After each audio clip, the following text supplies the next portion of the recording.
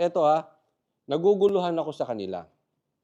Dapat nagfo-focus sila na asikasuhin yung laban sa droga, hindi yung laban diyan sa dagat. Para naman tayong pirata niyan, eh.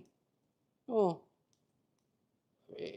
pinag-iintindi natin yung laban sa dagat na 'yan, wala 'yan. As for me, artificial 'yan, artificial problem 'yan. Pag-upo ng Duterte tapos lahat ng problema diyan sa dagat, maniwala kayo. It's either yang problema natin sa dagat na 'yan, either it's artificial or inefficient ang ating gobyerno sa pag-solve niyan. In any case, I'm leaning towards the artificial.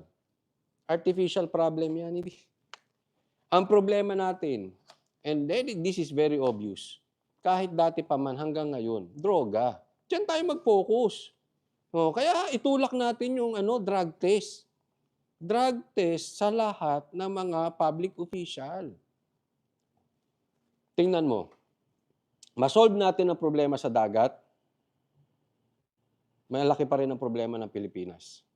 Pero ma-solve ang problema sa mga adik, ang laki pong kabawasan ng problema ng mga Pilipino. Isa sa main, and I think it's safe to say, nasa top 3 na problema natin sa bansang Pilipinas, kaya tayo mahirap, ay drugs. So, yan ang isolve natin, hindi yung problema sa dagat. Huwag pong kakalimutan, Galilee Water. Ayan. Pa-support na rin.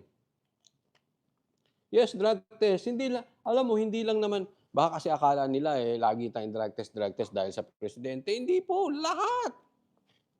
Di ba? Kaya nga sana si, pangunahan ni Mayor Baste, yung drug test na yan. Sige, mauna na ako, papadrug test ako, gaya kayo lahat. Di ba? Kasi dapat may manguna dyan. Pag may nanguna, mauobliga yung iba. Iboto natin. Bakit hindi natin iboto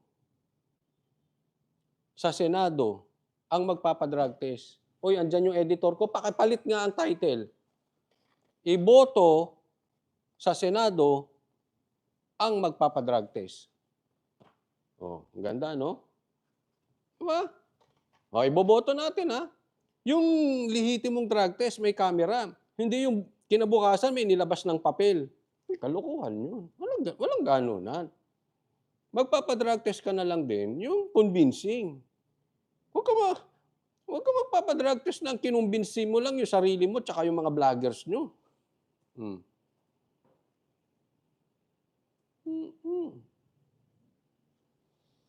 Di ba, mag-i-eleksyon, yan ang panghawakan natin. Yan ang isigaw ninyo. Bago namin kayo iboto, magpa-drug test kayo. Kita nyo, magsisilabasan yung mga adik na yan. Magkakaalaman. Yung ayaw magpa-drug test, adik.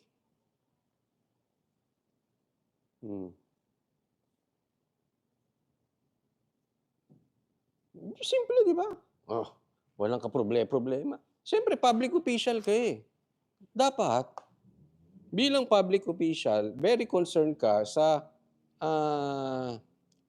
leadership by example. Hindi ka ordinaryong tao. Lalo kung senador ka. Lalo kung presidente ka. Di ba? Hindi ka ordinaryong tao. Hindi ka yung bugoy-bugoy sa kanto. Kaya nga VIP ka, you are a very important person. So we challenge you, leadership by example. Huwag ka salita ng drugs tapos ayaw mo magpa-drug test.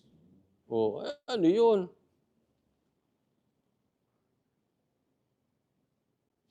Coach, nagpunta pa dyan sa premise ng SMNI. Hindi ko alam. Ang naghahanap kay pastor, hindi ko alam. Pag nagpunta dito yung mga yun, ibibigay ko si Boss Dada. Tama, di ba? Yan ang isuggest natin. Yung iboboto nyo, congressman, iboboto nyo mayor, iboboto nyo senador, iboboto nyo sa election, 2025 election, magpa-drug test kayo. Kasi alam nyo, malakas lang tayo kayo, malakas lang tayo sa mga politiko during election. After niyan, tae na tingin sa atin. Before election, ang tingin sa atin ng mga yan tao. After election, tingin sa atin ng karamihan yan tae. Pasensya na po sa mga kumakain, pasintabi. SMNI, pwede ko bang sabihin yung word na tae mamaya?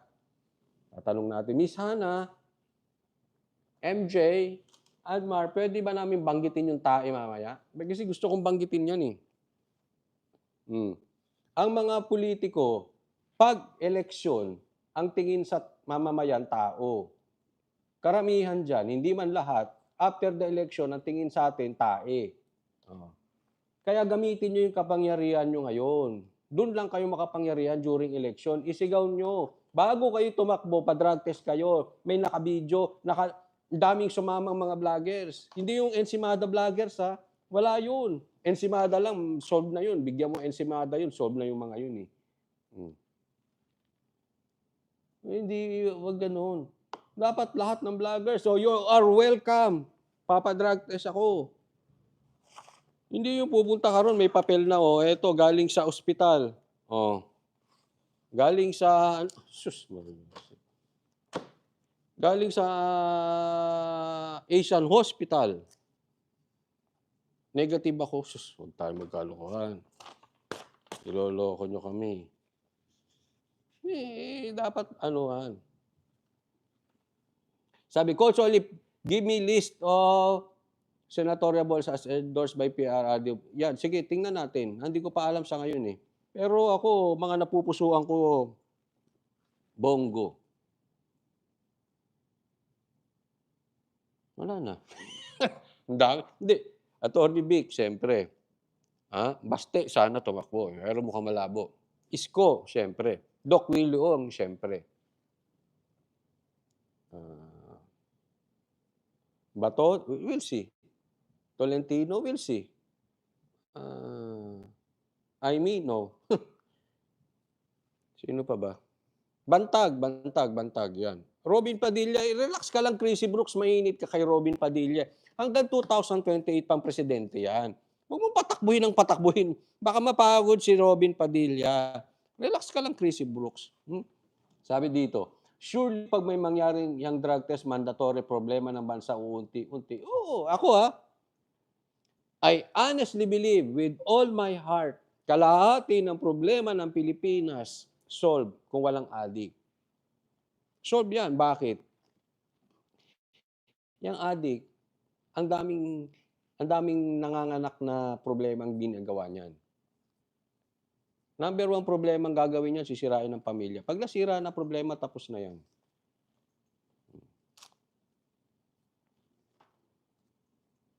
Siyempre, di ba? Maraming adik nako. Ginagahasa nga yung mga anak. Tapos, pag hindi pa naturuan yung anak ng mabuti, gagayahin si tatay. Kaya nga kinumpare natin Masolve ang problema natin sa dagat, mahirap pa rin ang Pilipinas. Masolve natin ang problema sa adik, tingnan nyo, aangat tayo. Yan itulak ninyo, ha? Sa mga tatakbong senador, pa-drug test kayo.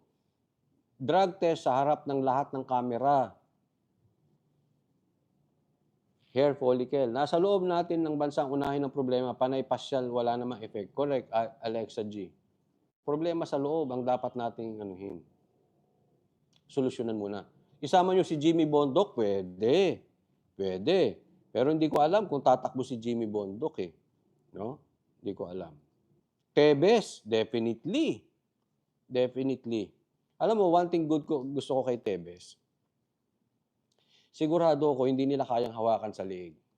Galit yan sa tambaluslos. Kailangan natin ng numero sa loob. Tatandaan nyo po hawak ang kamera sa loob. Kailangan natin ng numero sa Senado para balanse. Kasi pagka gumawa ng pang-aabuso ang kamera, at least nababalanse ng Senado.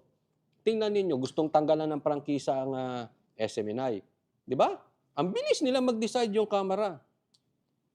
Naharang sa Senado. Kung wala tayong numero sa Senado, tapos na naman. Di ba? Yes, of course, baste. Mhm. Marieta, dapat iboto yung hindi korap at may malasakit sa bansa, hindi papogi lang. Correct. Pulong? Yes, sana si Pulong din. Sana si Pulong din.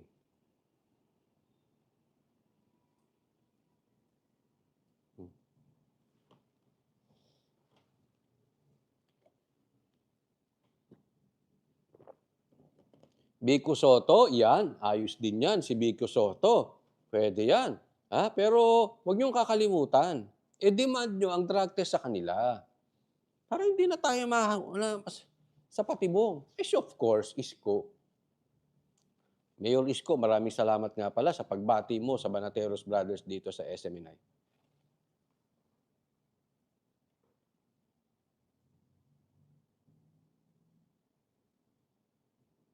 Sana maging speaker si Pulong, puwede o kaya Senate President, kung sa Senate siya tatakbo.